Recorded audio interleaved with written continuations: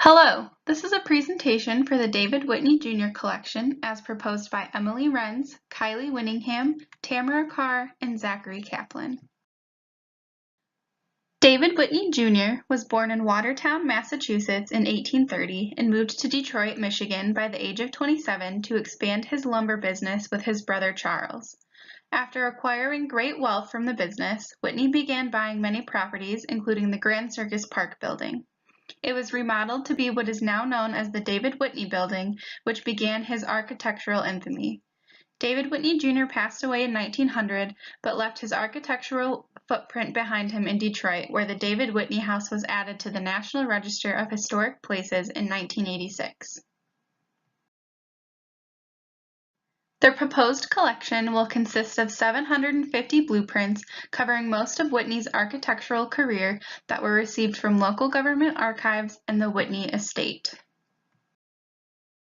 To remain standardized and easy to access, most of the organization for this collection will be online using the 15 terms listed from the Dublin Core Metadata Elements set. Subject headings will adhere to the Library of Congress subject headings using MARC entries for similar information to determine effective headings. The collection will also follow the Library of Congress Name Authorities guidelines. Here is an example of what organization for this collection will look like. You can see all of the Dublin Core metadata terms listed on the far left of the slide with the information pertaining to this item in the collection following.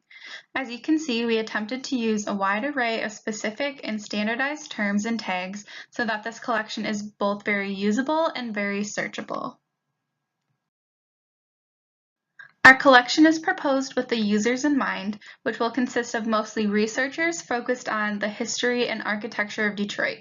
The collection is also expected to generate interest from both local patrons and architecture enthusiasts.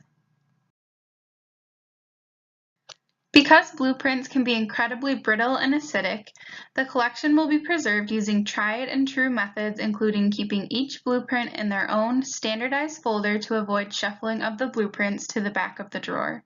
Each folder will be made of unbuffered alpha cellulose to reduce the alkaline environment of the blueprints and to prevent light exposure. Viewing of the blueprints must be done by laying each blueprint completely flat on a designated table. Our organization hopes to digitize the entire collection to reduce patron handling and increase access.